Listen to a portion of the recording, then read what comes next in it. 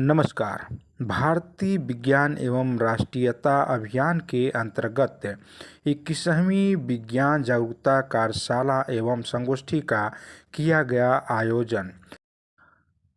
घरेलू नुस्खा एवं प्राथमिक चिकित्सा भोजपुरी संगम की प्रस्तुति इंजीनियर राजेश्वर सिंह के द्वारा की गई। घरेलू नुस्खा एवं प्राथमिक चिकित्सा का भोजपुरी संगम एवं भाषाओं के द्वारा घरेलू नुस्खा के बारे में की गई संगोष्ठी। इंजीनियर राजेश्वर सिंह के द्वारा लिखी गई भोजपुरी भाषा में घरेलू नुस्खा नामक पुस्तक के माध्यम से लोगों के बीच में दी गई तमाम जानकारियाँ।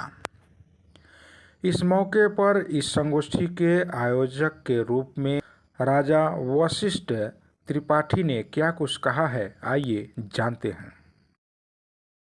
दुनिया में ये सर्वोत्तम स्थान है जिसे मैं हमेशा अपने पास रखना चाहता, और यहाँ आकर के जो शांति मुझे मिलती है विश्व के कहीं भी किसी भी कोने में नहीं मिलती।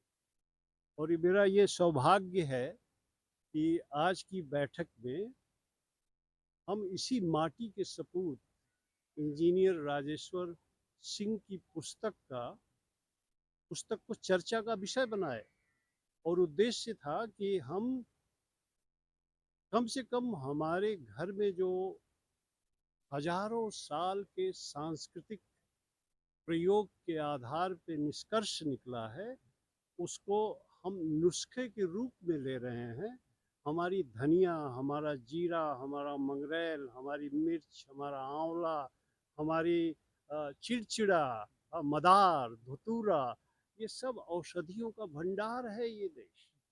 और इसको किसी एक पुस्तक में घरेलू नुस्खे के रूप में प्रस्तुत किया गया है। इसको मैं विज्ञान का प्रचार प्रसार कविता के माध्यम से मानता हूँ। और मैं तो कवियों से, हमारे बीच में श्याम मोहन जी हैं जो नवोदित कवि हैं, उनसे अनुरोध करूँगा कि वो कविताएं विज्ञान की गूढ़ रहस्यों के समझ को सरल बनाने के लिए किया करें। क्योंकि आने वाले दिनों में अगर हम कविता के माध्यम से किसी तथ्य को समझाते हैं तो कविता बड़ी देर तक याद रहती है। और कविता जो है संगीत से जुड़ी हुई है, अगर उसको हम तान बान के साथ लगा देंगे तो वो और भी सीधे प्रभाव करती है मस्तिष्क पे। ये तो ऐसी संपन्नता है, इस संपन्नता में अगर किसी को इसकी ज़रूरत है और इसको इसकी आवश्यकता है तो वो इसका अनुवाद कर ले। और हमारी भोजपुरी समृद्ध हो रही है ना, कि हमारी भोजपुरी की समृद्धि है। और सोचिए कितने भोजपुरी बोलने वाले लोग हैं जो खड़ी खड़ी बोली वाली किताबों का अध्ययन नहीं कर पाते हैं। अगर इस किताब को कोई अपने घर में पढ़ेगा भोजपुरी के माध्यम से तो दादी माँ भी समझेंगी, चाची भी समझेंगी, और परिवार के जो और सदस्य हैं जो केवल भोजपुरी में ही अपना जीवन यापन कर रही हैं, उससे उनको लाभ होगा।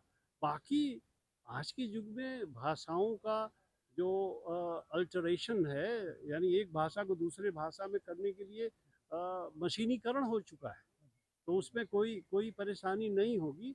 लेकिन भोजपुरी को समृद्ध कर, भोजपुरी जितनी ही समृद्ध होगी हमारी संस्कृति उतनी ही सुरक्षित रहेगी। और जान लेते हैं इस घरेलू नुस्खा नामक पुस्तक के लेखक राजेश्वर सिंह का क्या कुछ कहना है। सर, जिस तरह से आपने भोजपुरी भाषा में इस पुस्तक का जीर्णोद्धार किया है, इससे लोगों के बीच में क्या जो है प्रभाव और संदेश आएंगे। कि भोजपुरी हम पैदा हुए हैं जिस क्षेत्र में, वो पूरा भोजपुरी की बेल्ट है। सब लोग घर में अपने भोजपुरी बोलते हैं, समाज में बोलते हैं। हम भी जब से होश संभाले तो भोजपुरी बोल रहे हैं। ये कि पठन पाठन के लिए फिर गए तो भले वो खड़ी हिंदी बोले हों चाहे इंग्लिश में पढ़े हों, तो भोजपुरी हमारे रगों रगों में रची बसी है। तो हमारे अचानक आए कि भाई ऐसा क्यों न किया जाए कि इस भाषा कहीं साहित्य नहीं उपलब्ध है, कहीं नहीं मिलता पढ़ने के लिए, तो लिखा जाए और लिख करके समाज को दिया जाए ताकि लोग पढ़ें और उससे आगे बढ़ें। और बहुत सी चीज़ें जो हैं भोजपुरी में चूँकि लोग समझते हैं, इसलिए उसमें अगर लिखा जाए तो सरल और आसानी से लोग समझ जाएंगे और उसको अपनाएंगे। और सर ये आपने भोजपुरी भाषा जो है कब से चूज किया इस तरह से भोजपुरी भाषा में जो है इस पुस्तक को लिखने के प्रयास कब से ये किया हम आपने? जब किसी उस सम्मेलन में जाते थे या कहीं हमारे पास पुस्तकें मिलती थी हमको पढ़ने के लिए ये आयुर्वेद वगैरह पर, तो मैं उस समय जो हमको थोड़ा भाता था, अच्छा लगता था, तो उसको हम कभी अपने डायरी में नोट कर लिया करते थे। बाद में जब विचार आया कि उसको लिखने की जब बात आई, तो उस समय हमने और भी पुस्तकों का अध्ययन किया, यहाँ तक कि रामदेव जी की भी लिखी हुई पुस्तक को भी हमने पढ़ा। तो फिर सबसे जो है नोट करके और हमने इसको एक अपने ढंग से इसका स्वरूप दिया, ताकि लोग बाग पढ़ें और उससे लाभ उठाएं। ऐसा है कि इसका एक जगह आखिर में 46 पेज पे दिया हुआ है। ये दिया हुआ कि कौन से अगर आपको कौन सी बीमारी है जिसके लक्षण आपको दिखाई पड़ते हैं, वो समझते हैं ये बीमारी है, जैसे सर दर्द है, सर्दी है, जुकाम है। जब आपको समझ में आता है तो इस प्रकार की बीमारियों के दिया हुआ किन किन द्रव्यों से, किस किस वस्तुओं का के प्रयोग करके आप इससे राहत पा सकते हैं, ये अलग दिया हुआ 46-47 पेज पर। तो वहाँ से आप देख लीजिए, वहाँ पर बीमारी देखिए, उसके और शामिल सर लीजिए। देखा जाए इस समय जो परिवेश है इस परिवेश में देखा जाए बहुत सारे लोगों को जो है पेट और कमर से संबंधित जो है बहुत समस्याएं हैं उसके लिए जो इसमें क्या विशेष रूप से दिया गया है और मोटापे से भी लोग अधिक परेशान हैं। नहीं, मोटापा के लिए सबसे मोटापा होने के कारण दो चीज तीन चीज़ें होती हैं। एक तो ये होता है कि पेट में कब्ज होना। कब्ज होने का मतलब ये हुआ कि आपका खाना जो है पच नहीं रहा है। तो जब खाना पचता नहीं है, बहुत दिन तक समय रहता है, तो फिर मोटापा का कारण बनता है, गैस बनता है, ये सब बीमारियां होती हैं पेट साफ न होने की वजह से। तो उसके लिए जो ये इसमें दिया हुआ पेट साफ करने की इसमें नुस्खे दिए हुए हैं कि आप क्या क्या खाएं, जैसे आंवला है, त्रिफला है, कई चीज़ों का उसमें दिया होगा। अगर आप खाते रहेंगे, पेट साफ रहेगा, तो आपका मोटापा का चांसेस कम रहेंगे।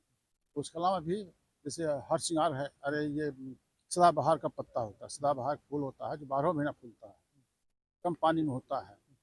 तो उसके पत्तों का जो है अगर उबाल करके पानी पिया जाए तो उससे भी मोटापा कम होती है। तो ये सब नुस्खे उसमें दिए हुए हैं, मोटापा कम करने के 2-4 नुस्खे उसमें हैं। देखिए, उसके पहले मैं आज की बैठक के बारे में बता दूँ। हम लोग इस समय टांडा गाँव में हैं और ये है डॉक्टर राजा वशिष्ठ त्रिपाठी का पैतृक गाँव। डॉक्टर राजा वशिष्ठ त्रिपाठी भारत देश के एक रत्न हैं। इन्होंने ये यूनिवर्सिटी ऑफ कैलिफोर्निया में इन्होंने काफ़ी देर तक सेवा किया और बायोलॉजी, इसी बायोलॉजी में ही आपकी जो महारत है उसमें ही शामिल है। जब इनके सामने ये पुस्तक पहुँची तो जब उन्होंने देखा कि इतनी बड़े रूप में हम लोग इसकी पढ़ाई कर रहे हैं या पूरी दुनिया में इसका विस्तारित कर रहे हैं और घर में ही हमारी ये सारी चीज़ें हैं और इस पुस्तक में वो सारी चीज़ें लिखी हुई हैं, तो इनके मन में भाव आया कि और ऊपर से ये भोजपुरी में है। इन्होंने सबसे पहले अपने गाँव का चयन किया कि हम अपने गाँव में एक संगोष्ठी करेंगे और यहाँ के लोगों को जागरूक करेंगे, जिसमें घरेलू नुस्खे के बारे में बताया जाएगा, साथ ही साथ इस पुस्तक के बारे में बताया जाएगा कि पुस्तक को भोजपुरी में लिखा गया है, तो भोजपुरी हम लोगों की मातृभाषा है। इससे लोगों में भोजपुरी के प्रति भी एक प्रेरणा आएगी, जागरूकता आएगी। साथ ही साथ हम जो डॉक्टरों के पीछे भाग रहे हैं, जिस तरीके से भाग करके अपना खुद का अपने शरीर का नुकसान कर रहे हैं, आज हम रोज़ दिन प्रतिदिन अपनी प्रतिरोधक क्षमता को कम कर रहे हैं अलग-अलग स्टेरॉइड्स खा के, एंटीबायोटिक्स खा के, चूँकि डॉक्टर साहब खुद उस क्षेत्र से आते हैं। इन्होंने पता नहीं कितने डॉक्टरों को बढ़ाया बनाया है, पता नहीं कितनी दवाइयों पे शोध किया हुआ है और उसके बाद जब इन्होंने आज आपने देखा कि कितनी आध्यात्मिक तरीके से इन्होंने प्रकृति को अध्यात्म से जोड़ते हुए, साइंस को जोड़ते हुए बताया। ये मैं तो ये सलाह दूँगा कि आज के डेट में जो वैज्ञानिक हैं, वो अपने आप में संत हैं, खुद अपने आप में ऋषि-मुनि के रूप में ये लोग कार्य कर रहे हैं। ऊपर से ऐसा विद्वान वैज्ञानिक, जो जिसने न जाने कि शोध के साथ को अपनी शोध में अध्यात्म को जोड़ दिया। आप सोचिए जिस तरीके से उन्होंने आज यहाँ पे एक्सप्लेन किया, अपने इन छोटी-छोटी चीज़ों को उसको अध्यात्म से जोड़ करके, महादेव से जोड़ करके, पेड़-पौधों से जोड़ करके, तो ये ज़ाहिर-सी बात है कि अपने आप में विरले एक व्यक्तित्व हैं। इन्होंने अगर ये सोचा कि यहाँ पे इस चीज़ की संगोष्ठी करें, तो ज़ाहिर-सी बात है कि संगोष्ठी को संपन्न किया गया और उसमें हमारे पिताजी को उन्होंने मुख्य अतिथि के रूप में बुलाया और इस पुस्तक के माध्यम से लोगों में अच्छी जागरूकता फैलाई।